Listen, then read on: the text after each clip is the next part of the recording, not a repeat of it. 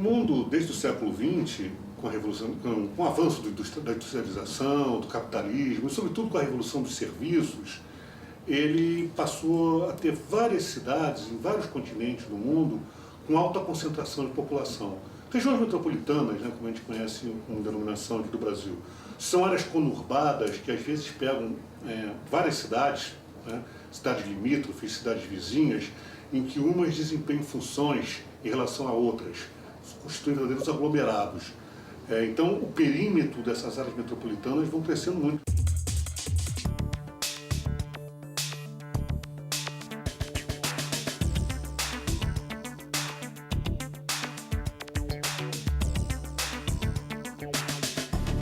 Você tem percebido o aumento demográfico nas cidades? Sim. Como é que você tem percebido isso? A impressão que dá é que você vai trabalhar daqui a pouquinho numa beliche, né? Uma mesa em cima da outra, muita gente trabalhando, engarrafamento todo dia. 1h30 da Tijuca para o centro da cidade é insuportável. As cidades estão cada vez mais inchadas, principalmente o número de carros. A gente vê os trânsitos estão cada vez mais caóticos. Onde cresce o maior número de pessoas são nas favelas, né? São nas pessoas de mais baixa renda, né? Porque quem tem classe média alta só quer ter um filho hoje em dia, não quer ter mais de um, no máximo 2. A longevidade das pessoas cada vez maior, o que faz com que a população cresça. Se você disser para alguém que mora, sei lá, no Complexo das Marés, olha, eu tenho um apartamento para você em Botafogo, essa pessoa não vai morar lá? Ninguém quer ir e morar, vamos botar assim, na Baixada, ter uma vida de repente melhor, numa casa melhor, uma condição melhor, porque você vai demorar 3 horas para vir para o centro da cidade para trabalhar. Difícil para andar, difícil para você ir a um banco, é cheio, é uma fila danada, diz que o idoso tem preferência, fica lá toda a vida, nada tem ordem. Também nos transportes de massa, cada dia mais. Eu costumo pegar muito metrô e o metrô está cada dia mais cheio. Aí tu deixa de estudar, tu deixa de acompanhar o crescimento dos seus filhos, porque você está dentro de um ônibus, você está dentro de um trânsito. A dificuldade que a gente tem de encontrar, digamos, às vezes, um imóvel para alugar ou para comprar ainda tem muito, mas para alugar é dificílimo. Você tem um aumento de pessoas morando nas ruas. As cidades estão mais sujas, estão mais violentas. Você veio me dar entrevista, eu pensei que ia me assaltar. Precisaria de uma reestruturação da cidade para poder adequá-la a essa nova quantidade de pessoas que está chegando. Acho que necessitaria de um estudo bem aprofundado a respeito de todas essas questões que nós levantamos aqui agora para poder traçar uma estratégia. Segundo a ONU, até o final de 2011, a população do planeta chegará a 7 bilhões de pessoas. Mais da metade concentrando-se nas cidades que continuam a crescer em ritmo acelerado. Se em 1975 apenas 3 cidades do mundo tinham mais de 10 milhões de habitantes, hoje são 21 as megacidades na Terra. A maioria encontra-se nos países em desenvolvimento, nos quais as áreas urbanas absorvem parcela cada vez maior da população mundial. E não é só porque nelas nascem muitas crianças. É porque é para lá que as correntes migratórias, vítimas da pobreza, se dirigem em busca de melhores condições de vida, sobretudo nas da África e da Ásia.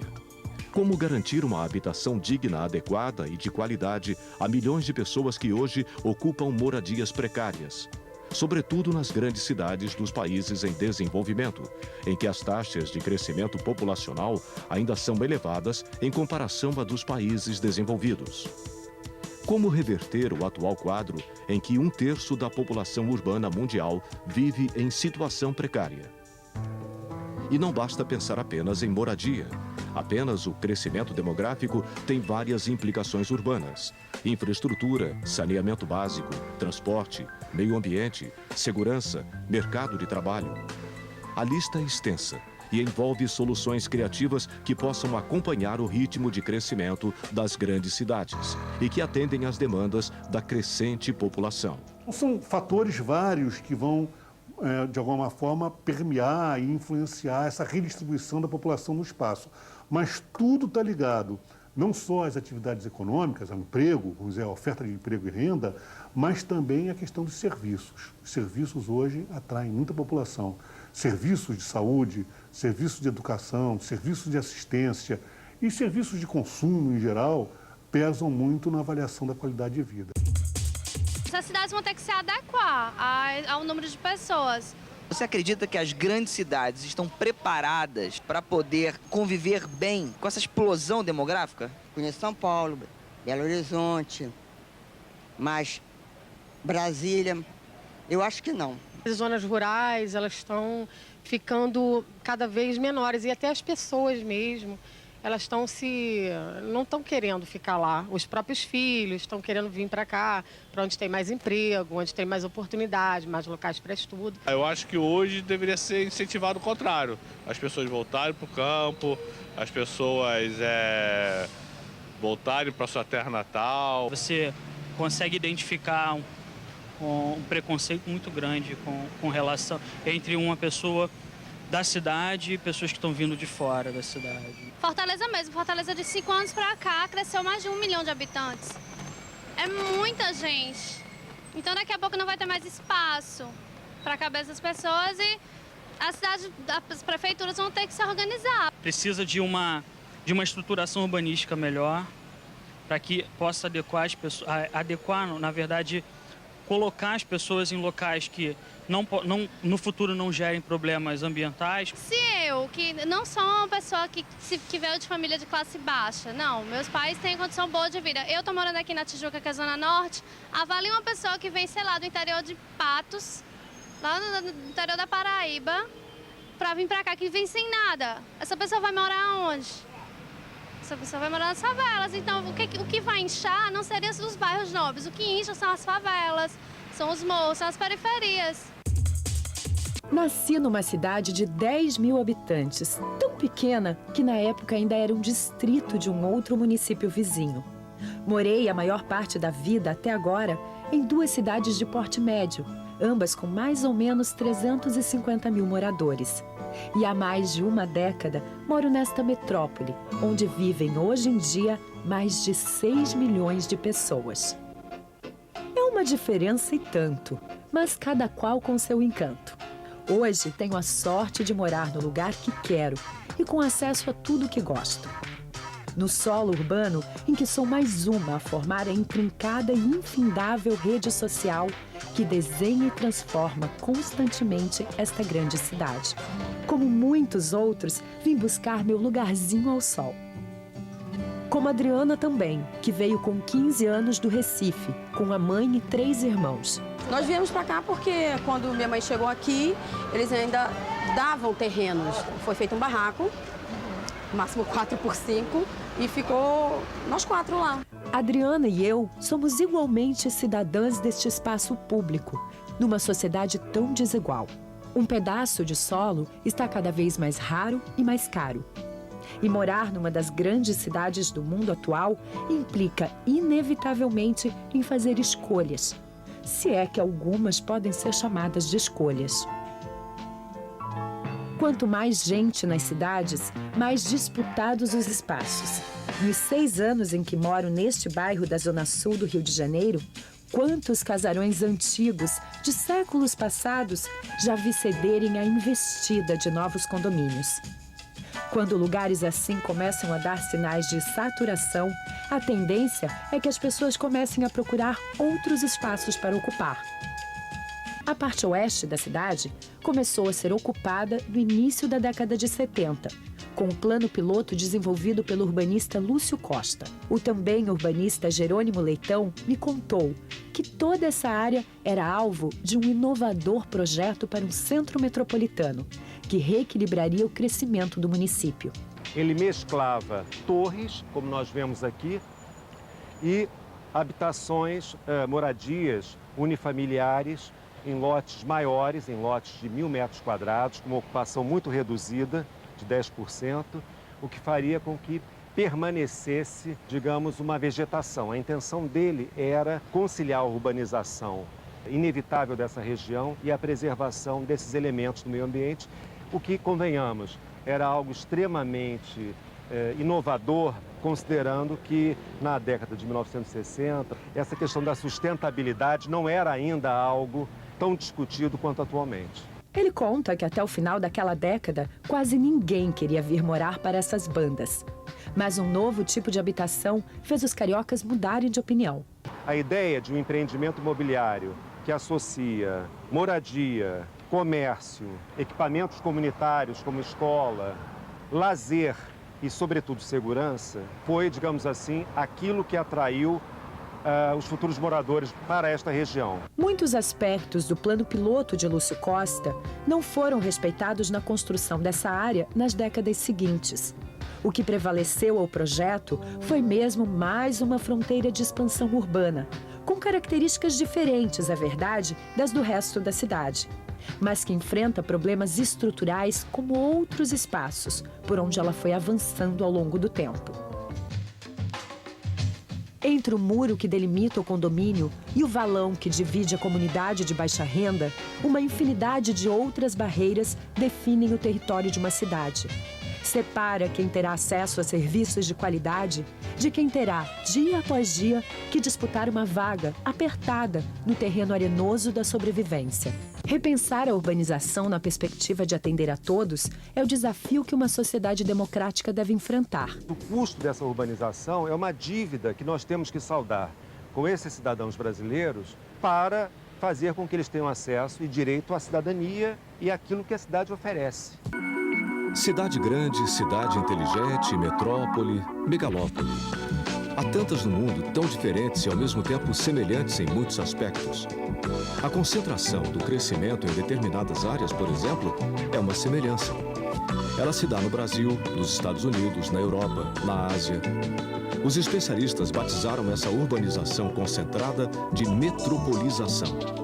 Trata-se de um processo de crescimento das cidades de um país no qual a expansão ocorre mais intensamente em certas áreas urbanas, fazendo com que algumas cidades cresçam mais do que outras e acabem exercendo forte influência sobre determinada região. As metrópoles, elas se formam com histórias diferentes, mas uma coisa que elas têm em comum é o fato que todas elas são resultado da própria dinâmica econômica e da própria necessidade que as empresas têm de atrair mão de obra para atender os seus interesses.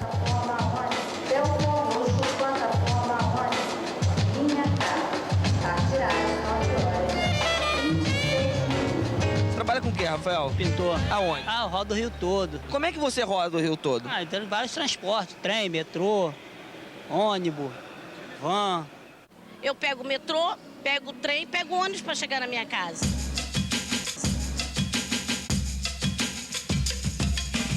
Quanto tempo você demora dentro desses meios de transporte? No trem 40 minutos, no metrô 20. 1 hora por aí. Quando o trem corre bem é 1h10. Quando atrasa é 2 horas, 3 horas. Às 4 horas às 5 horas. Por dia? Por dia. Ontem eu fui levar minha neta no hospital Ordem do Carmo. Peguei o ônibus de 6h10, cheguei aqui 7h55. Teria que chegar no hospital 8h30. Tive que pegar um táxi. Quantos por cento do seu salário você gasta em transporte? 6%. Tipo assim, eu ganho 1.100 e tirava R$300 do meu dinheiro para pagar minha passagem. Mas ainda é o melhor transporte, é o trem, com todos os problemas. Esse parar entre uma estação e outra transforma um pouco, aumenta um pouco mais o tempo dessa viagem. Se o pessoal levasse em consideração, levasse em seriedade, eu acho que ferrovia, o trem seria um bom meio de locomoção. 57 anos de praia nesse trem, meu filho. Já viu muita coisa? Eu já vi muita coisa mesmo. A metropolização traz consigo outro processo, o de periferização, que é a expansão horizontal de uma cidade para áreas distantes.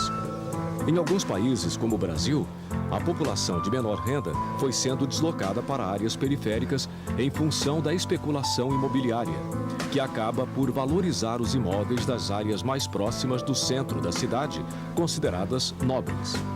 Em outros países, foi a classe média alta que optou por viver nas áreas suburbanas e periféricas das cidades.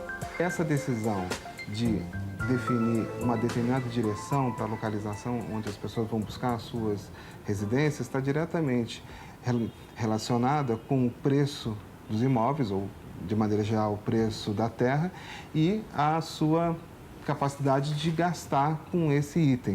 Enquanto uma cidade polo cresce na horizontal, as cidades a seu redor também se horizontalizam.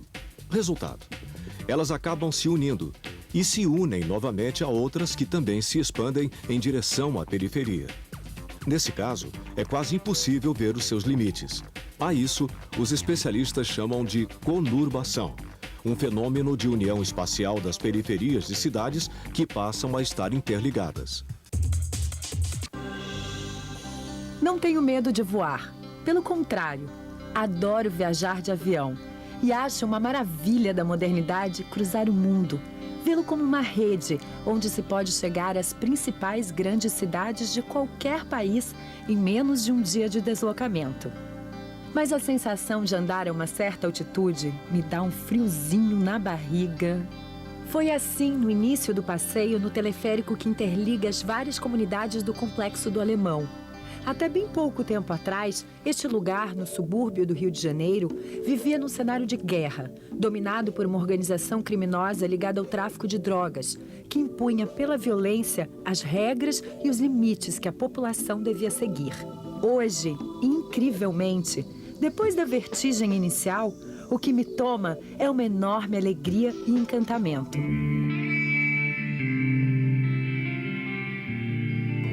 Voltei da minha viagem idílica pela paisagem da cidade com a voz empolgada do Ícaro Moreno Júnior, presidente da empresa de obras públicas do governo do estado do Rio de Janeiro. Foi ele que chefiou a construção dessa infraestrutura que agora une, num traçado de 3,5 km por meio de 6 estações, todo o Complexo do Alemão.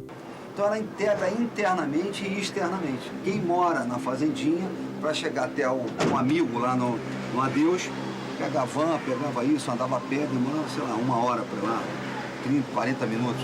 Você aqui vai em 10 minutos, 15 minutos, você vai. O teleférico daqui foi inspirado nos que já existiam na cidade de Medellín, na Colômbia.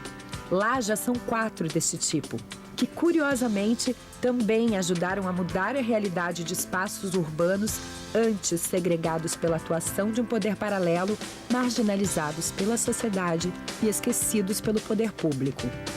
E neste ponto, olhando para baixo, é de se reconhecer e se impressionar com a diferença que o investimento já está fazendo no dia a dia e na autoestima das pessoas daqui. Nós não só fizemos teleférico, como fizemos aqui hospital, fizemos aqui escola, fizemos unidades habitacionais, né? Quiçá essa ideia passe a ser replicada em muitas outras situações no Brasil e no mundo, já que é um modelo de transporte público que não polui o ar e ainda proporciona ao viajante, turista ou morador, um passeio bem agradável. Isso é o que pretende também a Secretaria Municipal de Meio Ambiente, com incentivo ao uso da bicicleta.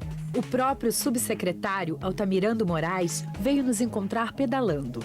Altamirando me contou que está no planejamento estratégico da cidade. Até 2016, ano das Olimpíadas no Rio, 10% da população deverá utilizar a bicicleta como meio de transporte diário.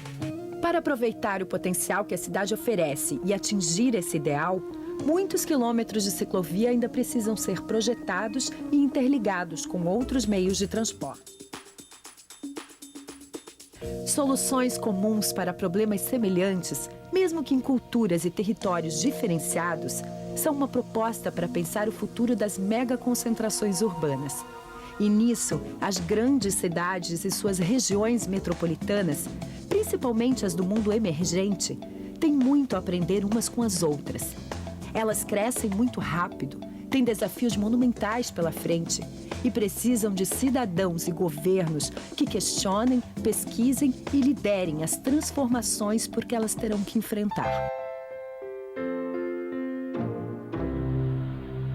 O que as pessoas costumam fazer quando estão nesse meio tempo entre sair de um local e chegar no outro?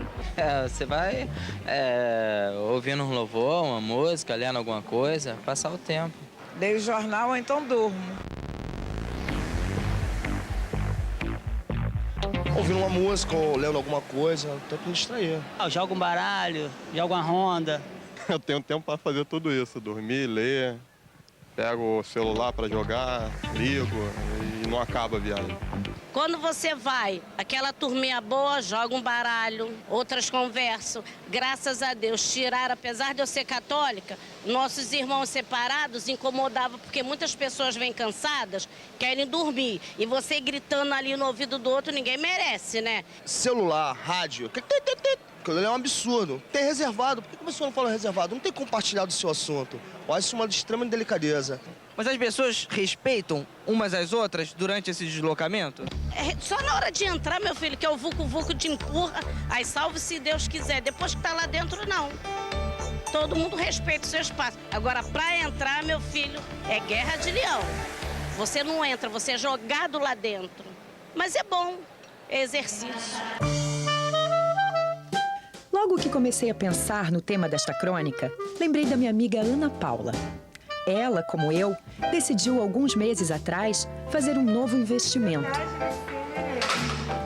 Perder menos tempo todos os dias no vai e vem do trânsito da cidade grande.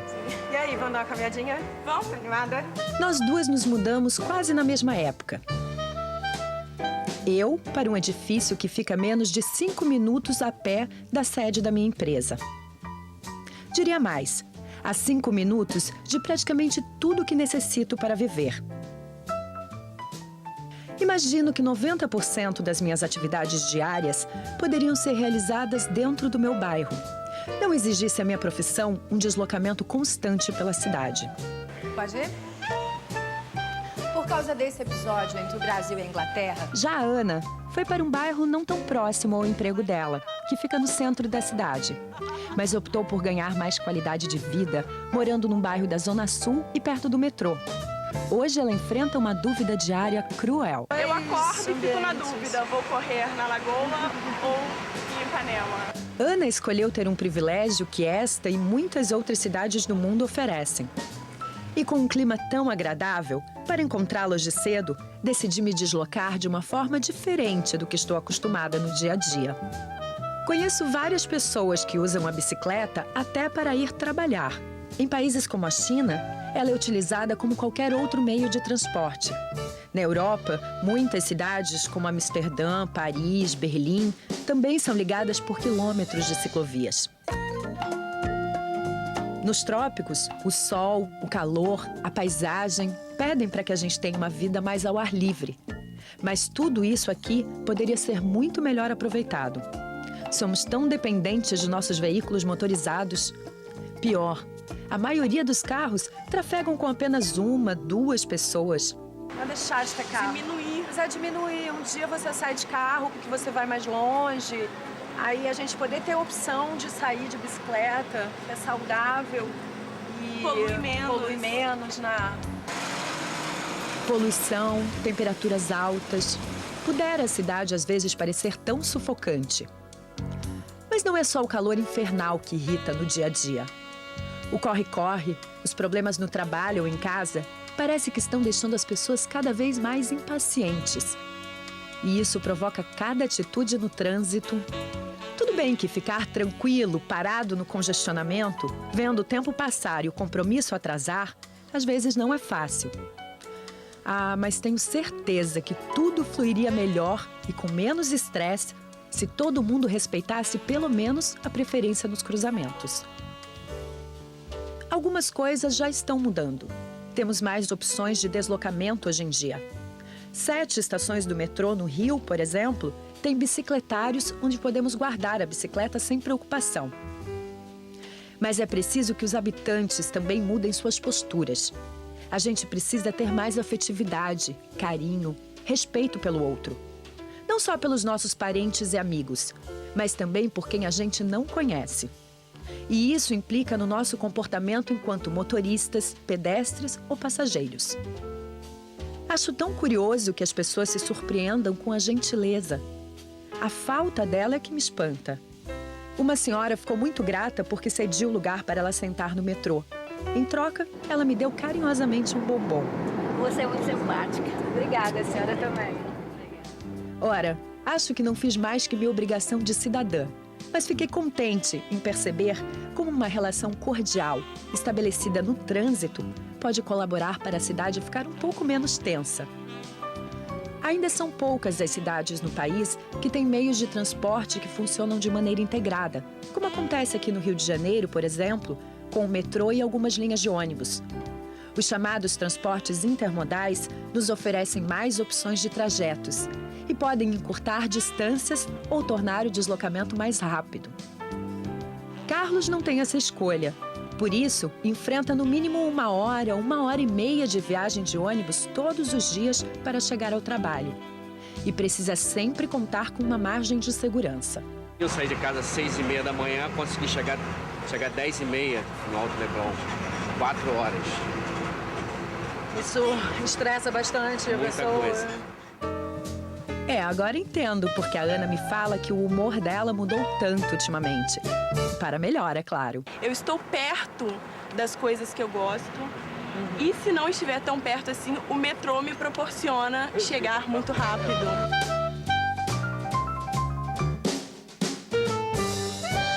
Os demógrafos acreditam que as taxas de natalidade tendem a diminuir. Para esses especialistas, até meados deste século XXI, o planeta estará chegando ao fim de uma era única na história, a do crescimento demográfico, e iniciando outra fase, na qual a população deverá se manter estável ou diminuir. O mundo de alguns séculos para cá não conhece a ideia de uma população que se estabilize, e muito menos uma população que diminua, por efeitos demográficos. Ela conheceu em algum momento por guerras, hecatombes, crises, etc. Mas por efeitos demográficos seria a primeira vez na história da humanidade em que a população pararia de crescer e começaria a diminuir.